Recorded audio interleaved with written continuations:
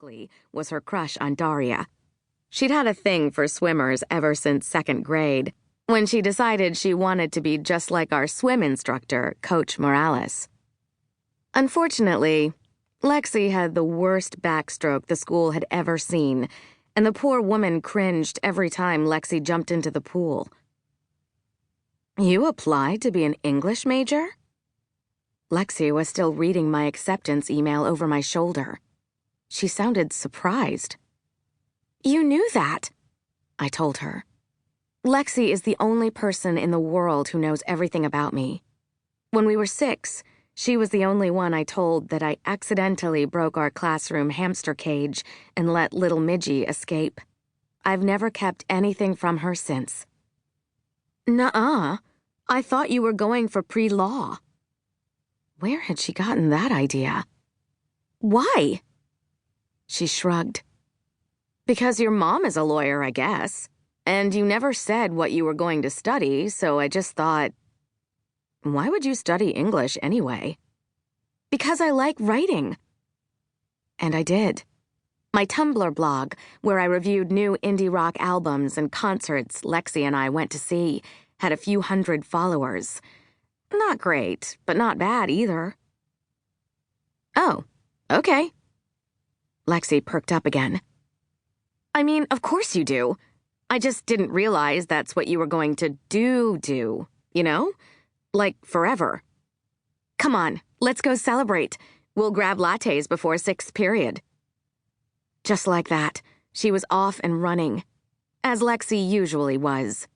But all I could do was stand there and think of the 2 words she'd said, like forever. It hadn't really occurred to me that whatever I studied in college would be my life. College had always been the long-term goal. UCLA had always been my first choice. Both my parents had gone there, and I knew it was my dad's dream that I did too. I liked school and getting good grades and learning new stuff, so it wasn't difficult for me to work toward that kind of dream for 13 years of school. Only now the 13 years were over, and I was signing up for a life path. Did I actually want to study books and writing theory for 4 years? And what was I even going to write after that? I went to get the latte, mocha skim half-whip decaf, with Lexi. But already a new kind of anxiety was filling a corner of my head, and I hadn't slept through the night since. So there I was, not sleeping, and contemplating whether my subpar piano talent meant I should major in music, when Mom showed up in my doorway. "Raya," she whispered. "Cousin Prisha is on the phone. She doesn't think Dadi will last the night. She's saying goodbye to us." Bile rose in my throat. No, I wasn't ready for this. My grandparents both lived with us when I was little, until Dada died and Dadi went back to India because she missed it. I was only 12 when she moved, and at first I was so mad at her for leaving. I even refused to speak to her for a week. I might have held out longer, but she made kachoris and refused to give me one until I caved. I didn't stand a chance. Kachoris are this Indian snack that's almost like a samosa, dough that's stuffed and fried, basically.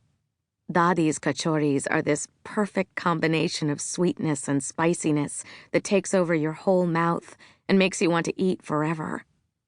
Once I managed to eat 8 in one sitting. "Dadi?" I said into the phone. My voice sounded weird and breathy, like I'd just run a marathon.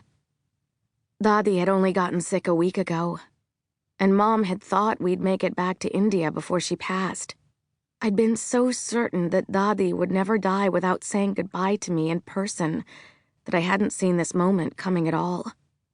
Hadn't even imagined the possibility that I might have to say goodbye to one of the most beloved people in my life through cell phone towers.